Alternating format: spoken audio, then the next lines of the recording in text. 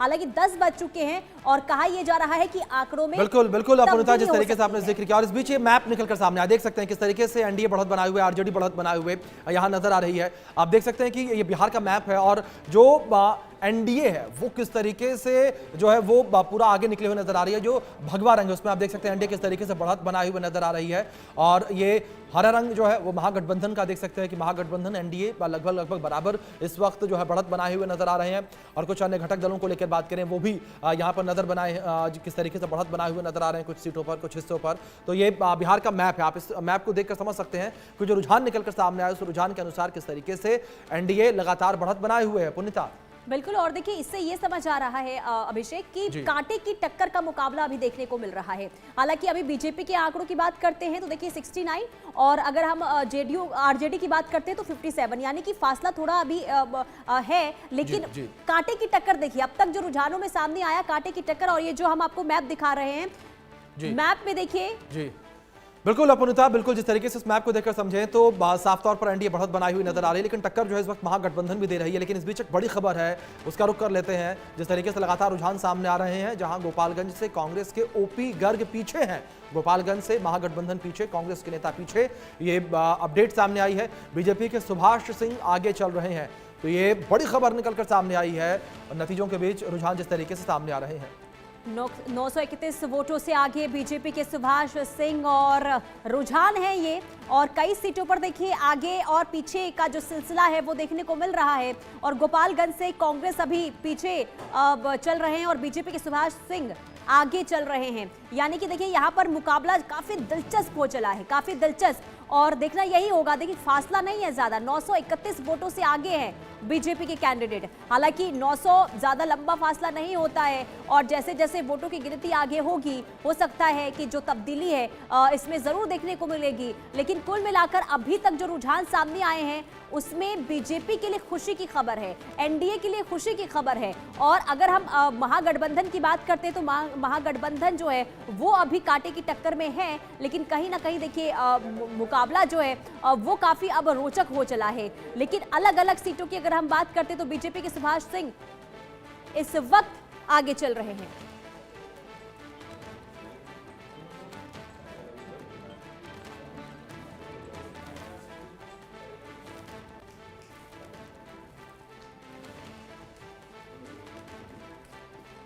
तो ये बड़ी खबर आपको बता रहे हैं और अपडेट एक के बाद एक बीजेपी के सुभाष सिंह आगे चल रहे हैं। और साथ ही साथ जो फासला है वोटों का यानी कि 931 वोटों का,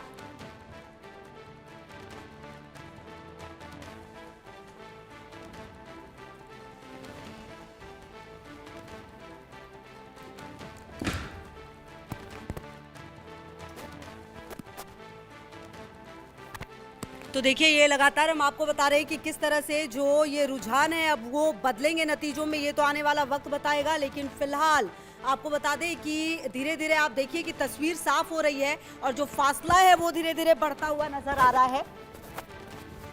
तो आपको बता दें बीजेपी के जो सुभाष सिंह हैं वो आगे चल रहे हैं और आप देखिए कि जो लगातार अब धीरे धीरे प्रतिक्रियाएं भी सामने आने लगी है, जो कॉन्फिडेंस है वो भी सामने आने लगा है कि आखिरकार किस तरीके से जो गोपालगंज से कांग्रेस के ओपी गर्ग जो हैं वो पीछे चल रहे हैं। आप देखिए तो लगातार हम आपको बताने की ये कोशिश कर रहे हैं कि धीरे धीरे जो ये रुझान है वो अब नतीजों में तब्दील होंगे। चुनाव आयोग की तरफ से भी लगातार बताया जा रहा है कि किस तरह से जो ये रुझान है वो सामने आ रहे हैं। और 931 वोटों से बीजेपी के जो सुभाष सिंह हैं वो आगे चल रहे हैं। फिलहाल आपको बता दें ये जानकारी, गोपालगंज से कांग्रेस के ओपी गर्ग पीछे चल रहे हैं। तो लगातार अब धीरे धीरे तस्वीर साफ हो रही है। और इसी बीच एक बड़ी खबर बलरामपुर से AIMIM जो प्रत्याशी हैं वो देखिए किस तरह से आगे चल रहे हैं। अब AIMIM 5 सीटें लेकर आई थी, तीसरे नंबर पर तेज प्रताप यादव चल रहे हैं। तो यहाँ देखिए तेज प्रताप यादव जिन्होंने शुरुआत की थी कि धीरे धीरे ऐसा लगा था शायद कि जीत की तरफ बढ़ेंगे, लेकिन ऐसा हुआ नहीं है। फिलहाल अभी पीछे चल रहे हैं। हालांकि देखिए अभी थोड़ा सा आप ये समझिए तारक किशोर प्रसाद जो हैं पूर्व याद होगा आपको, इनके पास डिप्टी CM भी रहे थे, तो आगे चल रहे हैं। जम्मू से बीजेपी की श्रेयसी सिंह आगे चल रही हैं। और इसी बीच बड़ी खबर भी लगातार आपको बता दें कि बलरामपुर से एआईएमआईएम प्रत्याशी आगे चल रहे। बिहार में 5 सीटें आई थी चुनाव में, याद होगा अगर आपको, हालांकि 4 ने फिर बाद में आरजेडी जरूर ज्वाइन कर लिया था, लेकिन 689 वोटों से आगे चल रहे हैं, ये जानकारी सामने आ रही है। बीच चिराग की पार्टी से संगीता देवी फिलहाल यहाँ पर पीछे चल रही हैं। तो आपको बता दें कि ये जो आंकड़े हैं अब वो धीरे धीरे देखिए कैसे बदल रहे हैं। हालांकि एक बात तो ये तय माननी पड़ेगी कि बिहार में सबसे बड़ी पार्टी आखिरकार कौन बनेगी इस बार, क्या आरजेडी या फिर जेडीयू या फिर कुछ अलग होगा और बीजेपी इस बार जो बड़ी पार्टी के तौर पर सामने आएगी। ये तमाम जो तस्वीरें हैं वो देखना बेहद दिलचस्प है और बिहार चुनाव इस बार अपने आप में ऐतिहासिक रहा है, जिसमें जिस तरह की तस्वीरें सामने आई, जिस तरह से चुनाव लड़ा गया वो चुनाव भी अपने आप में खास था। और जिस तरह से वोटिंग हुई है, जो जेनजी को लेकर भी लगातार बातें कही गई हैं, तो रुझानों में नीतीश सरकार जरूर थी, लेकिन अभी फिलहाल आप देखिए, अच्छा पहले एग्जिट पोल में भी नीतीश कुमार जो हैं वो आगे आए, मतलब कि एनडीए सरकार बनती हुई नजर आई है। अब रुझानों में भी फिलहाल नीतीश सरकार जो है वो आगे नजर आ रही है। और आपको बता दें कि जो आंकड़े हैं वो धीरे धीरे बदलते हुए नजर आ रहे हैं, जो समीकरण है, हालांकि फाइनली क्या होगा ये देखना तो बेहद दिलचस्प है। और चिराग की पार्टी से देखिए संगीता देवी पीछे चल रही हैं। तो आपको बताएं कि ये आंकड़े, हालांकि आप ये समझिए कि ये जो रुझान है वो नतीजों में कब तब्दील होंगे ये देखना होगा, लेकिन फिलहाल जिस तरह से तस्वीरें सामने आ रही हैं और जो दावे सामने आ रहे हैं, उन दावों के बाद ये कहना कि आखिरकार सरकार किसकी बनेगी ये दिलचस्प है देखना और समझना। लेकिन फिलहाल आपको बता दें कि ये आंकड़े अगर आप देखें तो एनडीए जो है वो सरकार बनाती हुई फिलहाल नजर आ रही है। हालांकि महागठबंधन में अगर आप देखें तो आरजेडी जो है फिलहाल 57 सीटों पर लीड कर रही है। कांग्रेस का प्रदर्शन कैसा रहेगा ये भी देखना है, क्या पिछली बार जितनी सीटें जीती थी इस बार उतनी सीटें जीत पाएगी कांग्रेस या फिर उससे ज्यादा, उससे बढ़त हासिल होगी कांग्रेस को। कांग्रेस ने 60 उम्मीदवार जो है वो अपने उतारे थे इस चुनाव में, तो क्या इस बार का प्रदर्शन होगा। बड़ी बात यह भी है कि एनडीए में जो प्रदर्शन है पिछली बार बीजेपी का शानदार रहा, हालांकि बड़ा दिल करते हुए नीतीश कुमार को मुख्यमंत्री जरूर बनाया गया, लेकिन इस बार क्या जो जेडीयू है एक बार फिर से वापसी करेगी और सबसे बड़ी पार्टी बनकर सामने आएगी, ये दिलचस्प है देखना। तमाम तस्वीरें जो हैं, पोस्टरबाजी जो जिस तरीके से बढ़ी है पिछले रातों से, हलचल जो बढ़ी है जेडीयू दफ्तर पर, वो यही बता रही है कि उम्मीदें काफी ज्यादा जेडीयू को भी है। तो लगातार आपको बता रहे हैं हम कि किस तरह से जो एनडीए और जो महागठबंधन है उसमें ये जो आंकड़ों का खेल है वो लगातार काफी तेज होता हुआ, और ये आंकड़े जो हैं फिलहाल बता रहे हैं कि किस तरह से जो सरकार है वो अब बिहार में बनने वाली है। और देखिए, हो सकता है कि 2 से 3 घंटे के बाद जो तस्वीर है वो थोड़ी और ज्यादा साफ हो जाए। हालांकि अभी तक तो सिर्फ रुझान है, ये रुझान नतीजों में कितने तब्दील होंगे ये देखना होगा। हालांकि देखिए, ऐसा नहीं हो सकता कि रुझान अगर ये आ रहे तो रिजल्ट बिल्कुल ही ऑपोजिट हो जाए, ऐसा भी शायद संभव नहीं है। और इसी बीच एक बड़ी खबर भी आ रही है, अपने दर्शकों को हम बताएं। बड़ी खबर, महुआ में तेज प्रताप यादव का बुरा हाल है। जी हाँ, महुआ में तेज प्रताप यादव का बुरा हाल है और चौथे नंबर पर खिसक चुके हैं अब तेज प्रताप यादव। अब धीरे धीरे देखिए जैसे जैसे समय गुजर रहा है वैसे वैसे अब देखिए खिसकते हुए चौथे नंबर पर आ चुके हैं। हालांकि अब तक सिर्फ 1078 वोट मिले इनको, ये जानकारी आ रही है तेज प्रताप यादव से जुड़ी हुई। अब देखिए, तेज प्रताप यादव पहले नंबर पर चिराग की पार्टी के संजय सिंह है, यहाँ पर काफी वायरल जरूर हुए हैं तेज प्रताप यादव इस बार के चुनाव के दौरान। हालांकि पूरी तरह से पुरजोर जो कोशिश है वो की इन्होंने, भाषण जो है वो जगह जगह पर दिया। हालांकि नाम ही भूल जाते थे कि प्रत्याशी कौन है, क्या यहाँ की समस्या है, ये तमाम चीज़ें काफ़ी सामने आई। लेकिन चुनाव लड़े, अलग हुए पार्टी से, परिवार से, लेकिन राबड़ी देवी ने लगातार ये कहा कि मेरे दोनों बेटों को मेरा आशीर्वाद है। क्या वो स्ट्रैटेजी थी, लेकिन क्या वो स्ट्रैटेजी काम कर पाई, ये अपने आप में बड़ा सवाल है। बहरहाल आपको बता दें कि फिलहाल चौथे नंबर पर चल रहे हैं तेज प्रताप यादव का बुरा हाल महुआ से नजर आ रहा है।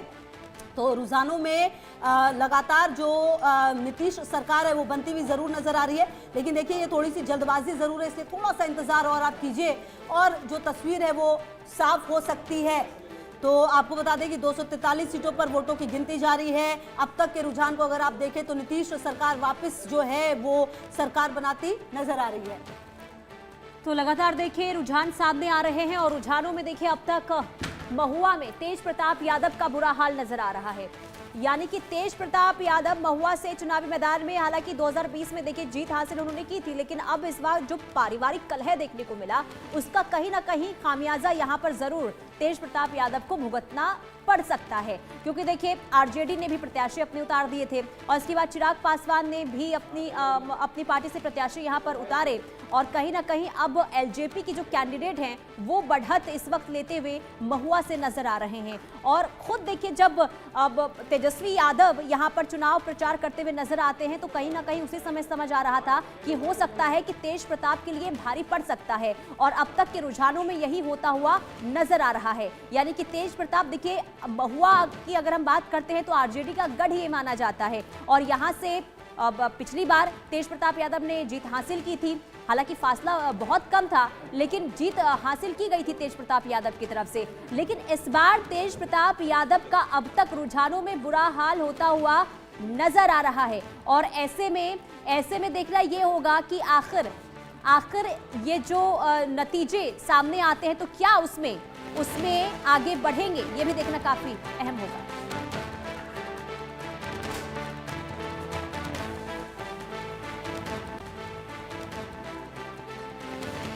राघोपुर में तेजस्वी यादव आगे चल रहे हैं। राघोपुर में तीसरी बार चुनावी मैदान में तेजस्वी यादव राघोपुर सीट से। तो देखिए हमारे साथ राजीव जेटली जी भी हैं जुड़े हुए और आपको बता दें कि तमाम जो हमारे साथ गेस्ट हैं उनकी भी मौजूदगी है, आलोक जी भी मौजूद है हमारे साथ और राकेश जी की भी मौजूदगी है। कहीं ना कहीं हम चर्चा की शुरुआत करेंगे, निखत जी भी हैं। देखिए आलोक जी, सबसे पहले आप ही का कमेंट, एक कमेंट मैं सबसे लेना चाहूंगी कि ये जो चुनाव के रुझान है ये नतीजों में कितने तब्दील होंगे ये तो थोड़े वक्त के बाद पता चलेगा, लेकिन कम से कम ये तो है कि बिल्कुल ऑपोजिट तो नहीं हो जाएगा सर, कि मतलब ये आ रहा है और बिल्कुल ऑपोजिट हो जाए।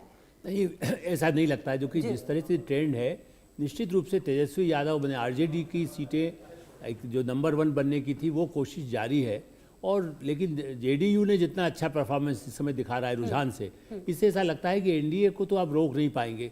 और ये गलतफहमी कांग्रेस की और आरजेडी की जो रही है कि नीतीश कुमार वापस पाला बदलेंगे, मेरा ऐसा मानना है कि कतई भी वो इस बार नहीं बदलेंगे। पहले भी कई और कारण रहे हैं लेकिन इस बार नीतीश कुमार ने बार बार स्पष्ट किया था और वो फिर से मुख्यमंत्री एनडीए आएगी और चाहे सीटें कम भी हो जेडीयू की तब भी मेरा ऐसा मानना है कि वही मुख्यमंत्री होंगे। इसी के बल पर महिलाओं ने बड़े पैमाने पर नीतीश के नाम पर वोट दिया है और उसका लाभ जेडीयू को मिल रहा है और बीजेपी को तो मोदी जी का नाम का वोट का फायदा मिल रहा है। ठीक है। अच्छा राकेश जी, देखिए ये जो रुझान जो आए हैं जिस तरीके से मतलब इस बार ऐसा लग रहा है कि बिल्कुल चेंज है, मतलब कि पिछली बार जो आरजेडी है वो बहुत बड़ी पार्टी जो है और एक मतलब रिएक्शन छोटा सा मेरे को इस पे भी चाहिए कि जो ये प्रदर्शन रहा है जेडीयू का, क्या नीतीश के चेहरे पर इस तरह से रुझान सामने आ रहे हैं? देखिए नीतीश कुमार को लेकर हम लोग ग्राउंड जीरो पर भी देख रहे थे कि कोई एंटी इनकम्बेंसी नहीं था और जिस तरह से महिलाओं ने, ओबीसी और ईबीसी ने जिस तरह से अपना विश्वास जताया है, जो शुरुआती रुझान है अभी खुशबू, तो इसको आपको थोड़ा देर इंतजार करना पड़ेगा। लेकिन जिस तरह से जेडीयू, जो कि हम लगातार कर रहे थे कि जेडीयू बेहतर प्रदर्शन करेगी, जेडीयू जो है एनडीए में बेहतर प्रदर्शन कर रही है और नंबर 1 में जो टक्कर चल रहा है जिस तरह से जेडीयू और आरजेडी के बीच, तो ये महत्वपूर्ण है। लेकिन ये साफ है कि नीतीश कुमार पर महिलाओं और ओबीसी और ईबीसी का जो है विश्वास। ठीक है, राजीव जी भी हमारे साथ है, निखत जी भी हमारे साथ जुड़ गई हैं। राजीव जी, ये जो शुरुआती रुझान है, हालांकि थोड़ा वक्त जरूर लगेगा तस्वीर साफ होने में, लेकिन ये रुझान कहीं ना कहीं उत्साहपूर्वक है, जितना आप लोगों ने उम्मीद की थी कुछ वैसा ही है? देखिए बिल्कुल सुशासन के ऊपर जनता की मोहर है।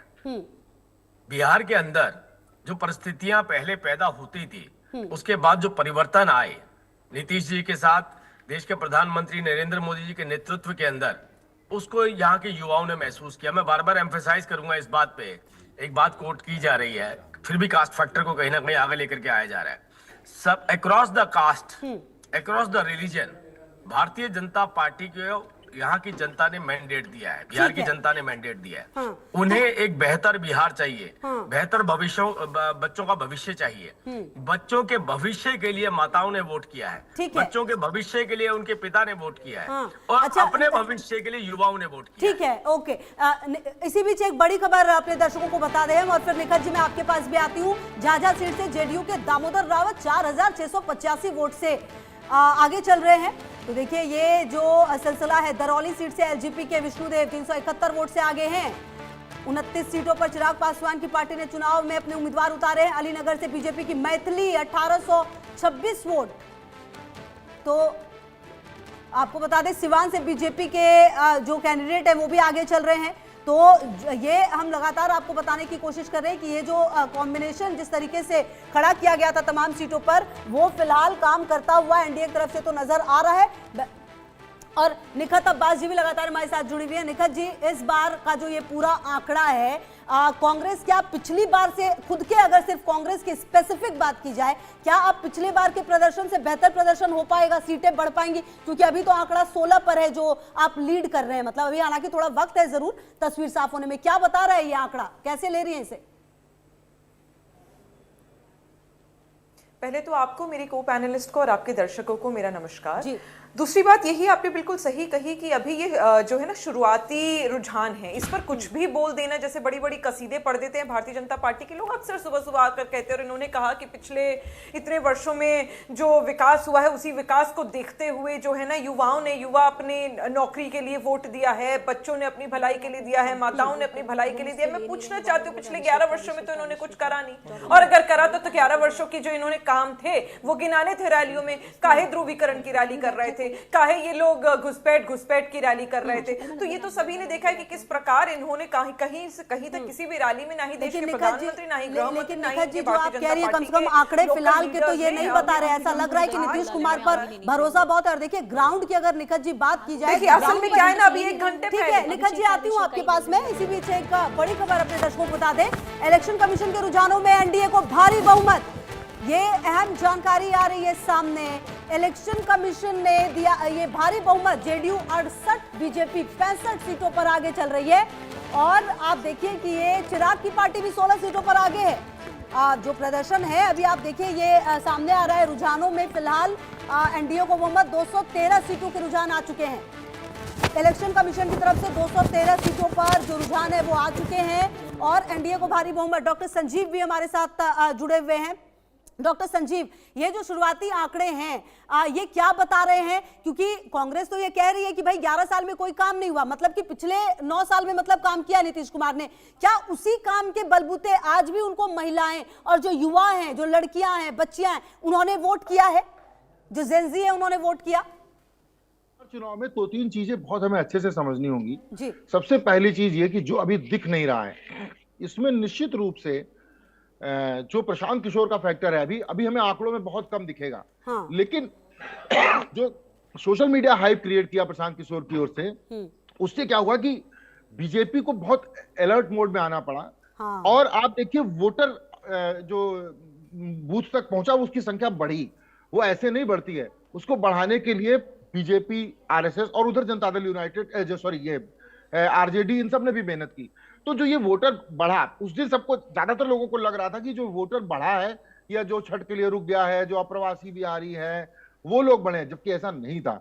ये वो वोटर बढ़ा था जिसको लगा कि यार माहौल बदल रहा है, हमें अपने नेता को जिताने के लिए बूथ तक पहुंचना है। मुझे ये लगता है अब तक की जो एनालिसिस है वो क्लियर हो रही है। दूसरी चीज, नीतीश अब एक बार फिर इस पूरी दुनिया के इलेक्टोरल सिस्टम की केस स्टडी बन गए हैं। नीतीश कुमार के बारे में पलटू राम क्या क्या नहीं सुना पिछले दिनों, उनको बीमार, पागल, याददाश्त कम, सब कुछ कहा गया। इसके बावजूद जिस तरह से इलेक्शन के बीच में नीतीश ने कम बैक किया, लोगों को बुला बुला के खुद चुनाव चिन्ह दिए, जिस तरह से उन्होंने जब तेजस्वी यादव हेलीकॉप्टर का इंतजार कर रहे होते थे, मौसम खराब होता था तो ये लोग रैलियों में नहीं जा रहे होते थे, 1 दिन 2 दिन ऐसा भी देखा गया, तब नीतीश कुमार कार से गए हैं रैलियों में। नीतीश कुमार घर पे नहीं बैठे। तो निश्चित रूप से नीतीश कुमार अब पूरी दुनिया के इलेक्टोरल सिस्टम के लिए केस स्टडी बनेंगे कि कोई नेता क्या ऐसा करता है। एक छोटी और तीसरी चीज मैं जोड़ूंगा इसमें, आलोक जी बैठे हैं वो बताएंगे इसमें और ज्यादा। ठीक है। जब शराबबंदी की बात चल रही थी तो शराबबंदी के समय लग रहा था कि यार ये शराबबंदी नीतीश का माइनस पॉइंट हो सकता है, लेकिन इस बार मैं आपके पास आऊंगी डॉक्टर संजीव, यहीं से फिर शुरू भी कीजिएगा। अब हम शराबबंदी पर भी चर्चा करेंगे कि क्या वो सचमुच इतना बड़ा फैक्टर था जो इस तरीके के आंकड़े जो हैं वो सामने आ रहे हैं। लेकिन एक बड़ी खबर अपने दर्शकों को बता दें जो लखीसराय से सामने आ रही है, विजय सिन्हा आगे निकले हैं।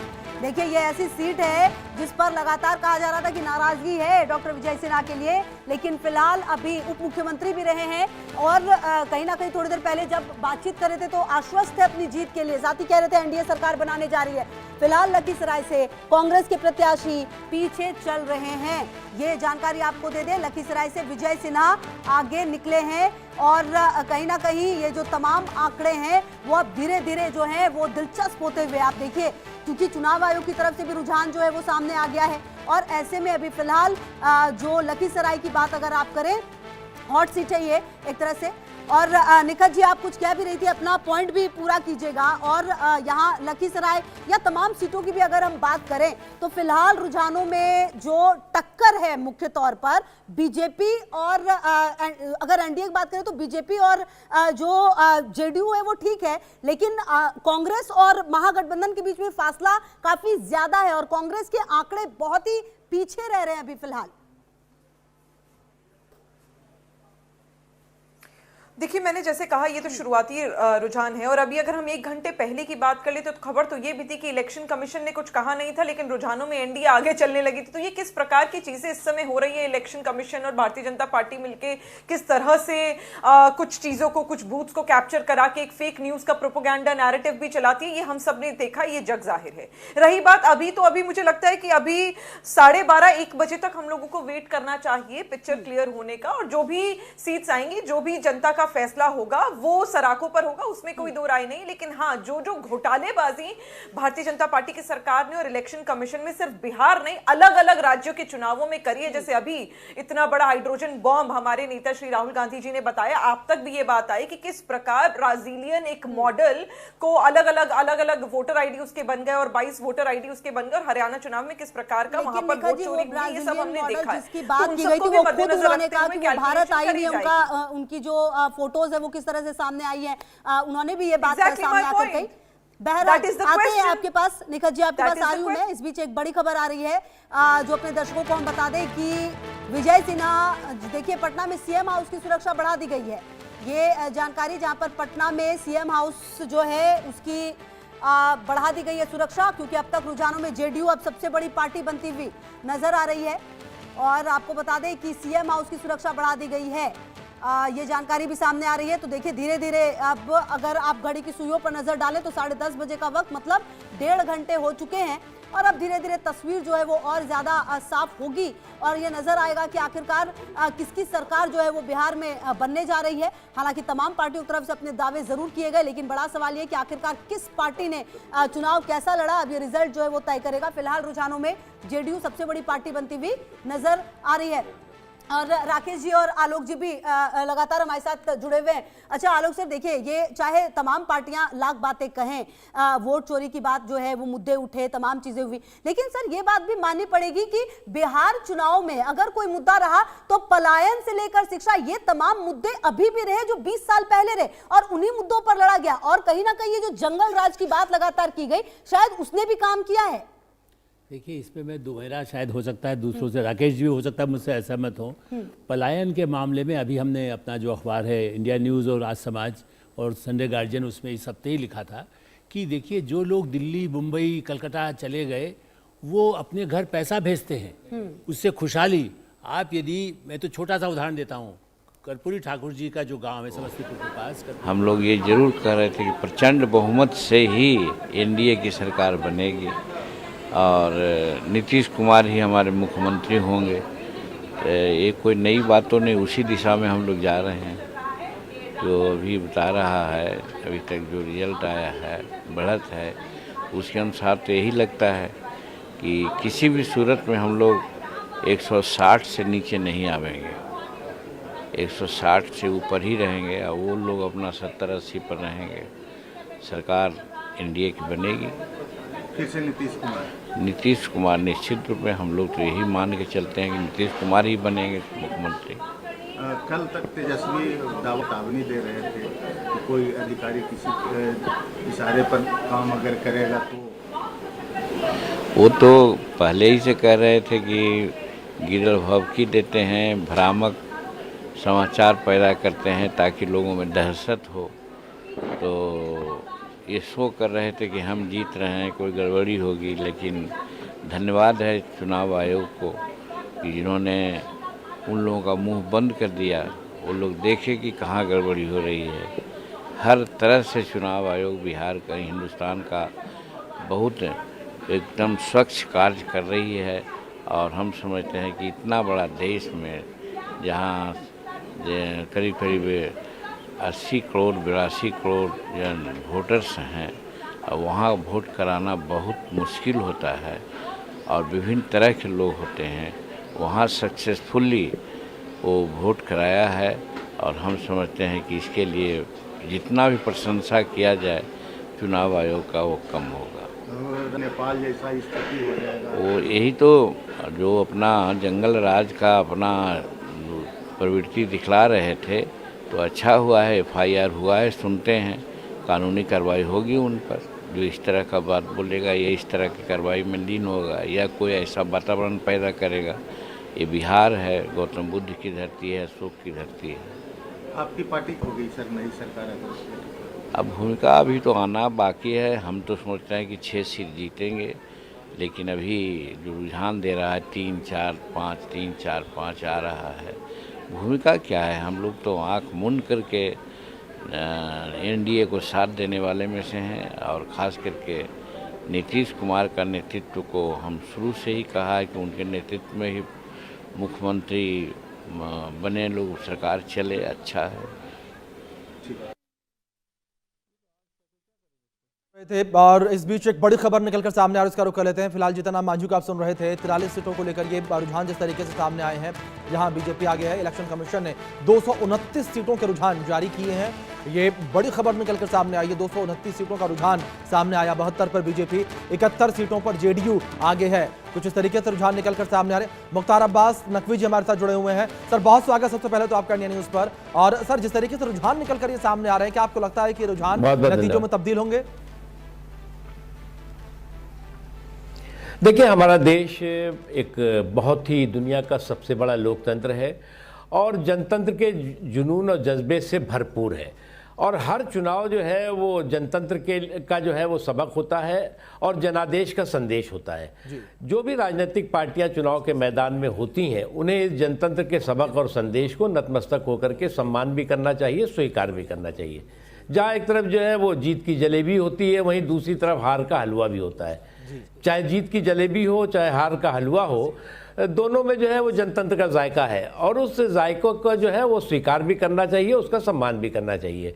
और मैं देख रहा हूँ कि जो इस वक्त जो है वो जनता के जनादेश का जो रुझान है वो स्पष्ट रूप से है। वो सुशासन की निरंतरता के लिए लोग जो है अपने मताधिकार का इस्तेमाल करते हुए चुनाव में भी दिखे थे और उसका जो है इम्पैक्ट आज भी दिखाई पड़ रहा है। लेकिन मुख्तार अब्बास नकवी जी, आपको लगता नहीं कि थोड़ा और इंतजार कर लेना चाहिए?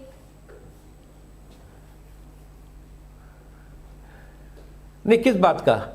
अभी तो जो है वो रुझान आ रहा है, लेकिन इतना जरूर है, मैं इसीलिए मैं आपको कह रहा हूं जी, मैं इसीलिए कह रहा हूं कि जो जीता वो सिकंदर, जो हारा वो धुरंधर। जीत और हार दोनों जो है एक सिक्के के दो पहलू हैं। बिल्कुल। लेकिन 2015 में भी तो आपने तैयारियां कर ली थी, लड्डू बन गए थे, इसके बाद लड्डू तो फेंकने पड़ गए थे, याद है ना सर? वो ऐसा है कि जीत की जलेबी और हार का हलवा दोनों जो है वो जनतंत्र का जायका देता है जी।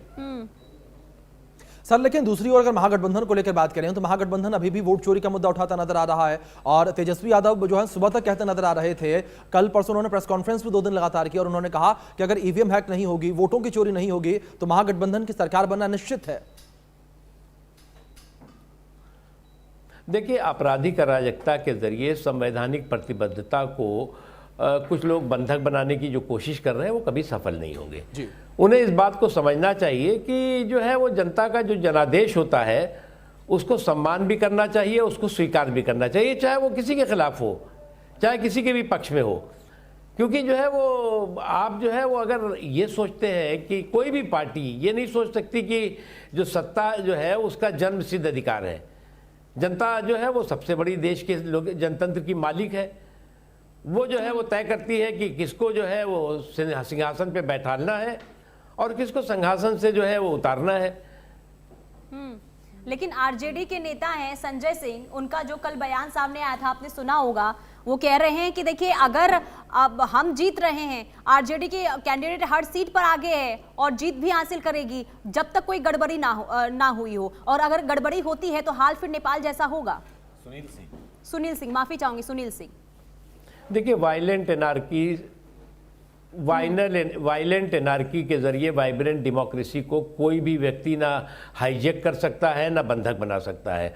आपराधिक अराजकता के जरिए जो है वो संवैधानिक जो हमारी व्यवस्था है, प्रतिबद्धता है, उसको कोई भी व्यक्ति जो है वो बंधक नहीं बना सकता। हमारे देश ने ये देश जनतंत्र हमारा जो है वो बहुत कुर्बानियों के बाद हमारे जनतंत्र आया है, और आप जो है वो एक चुनाव के में और एक चुनाव के बहाने बना करके, और आप मतदान से पहले जो है वोट चोरी का वितंडा करके, मतदान के बाद वोट चोरी का जो है वो विलाप करके, ये सब चीजें करके इससे कोई फायदा नहीं है। सर मैं रोकूंगा आपको, लेकिन इस बीच एक बड़ी खबर निकलकर सामने आ रही है, इसका रुख कर लेते हैं। मैथिली ठाकुर 4113 वोटों से आगे, 4113 वोटों से मैथिली ठाकुर आगे हैं।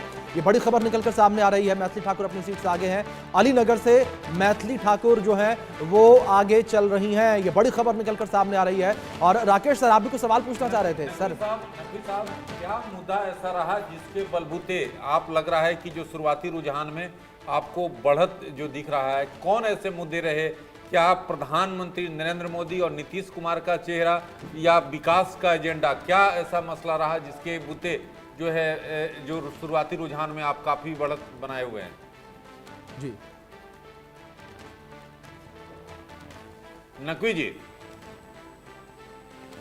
10-11 सालों, हाँ जी, इन 10-11 सालों में जो है वो जितने भी जनता ने जो है वो चुनाव हुए, और अधिकांश चुनाव में जनता ने जो जनादेश दिया बीजेपी और एनडीए के पक्ष में दिया जी। और जहां एक तरफ बीजेपी और एनडीए जीत का रिकॉर्ड बनाने में लगी रही, वहीं कांग्रेस के नेतृत्व वाला गठबंधन जो है वो हार की हिस्ट्री बनाता रहा। और मैं मानता हूं कि ये जो आज लोगों का मूड है या मतदाताओं का मिजाज है वो बहुत साफ है। वो सुशासन के निरंतरता के लिए, समावेशी विकास के सफ़र को आगे बढ़ाने के लिए अपने मताधिकार का इस्तेमाल करते हैं, और जो स्पष्ट नीति है और नेतृत्व है उसको जो है वो स्वीकार करते हैं। अब जहाँ तक सवाल है ये गठबंधन, अब इन गठबंधन की प्रॉब्लम ये थी कि इनके खुद के अपने विरोधाभास इतने थे कि उस विरोधाभास के जो है वो बोझ की तरह ये खुद दबे हुए थे जी। इनका समझौता जो है वो हाथ मिला के नहीं हुआ, हाथ मरोड़ के हुआ है। इनका समझौता जो है वो गले मिला के नहीं हुआ है, बल्कि गले दबा के हुआ है। ये सभी लोग जानते हैं, इसीलिए फ्रेंडली फाइट करने लगे ये बाद में। नकवी जी, थोड़ा सा मैं इसलिए आपका ध्यान दिलाऊंगा कि सीमांचल जो क्षेत्र है, जेडीयू का भी चूंकि एक फायदा, और वैसे भी मैं मानते हैं कि क्या जो अल्पसंख्यकों का, चूंकि आप तो अल्पसंख्यक मंत्रालय के मंत्री भी रहे हैं, अल्पसंख्यकों का भी वोट बीजेपी एनडीए को मिल रहा है या नहीं? क्योंकि ये बार बार ध्वनि दी गई कि इस बार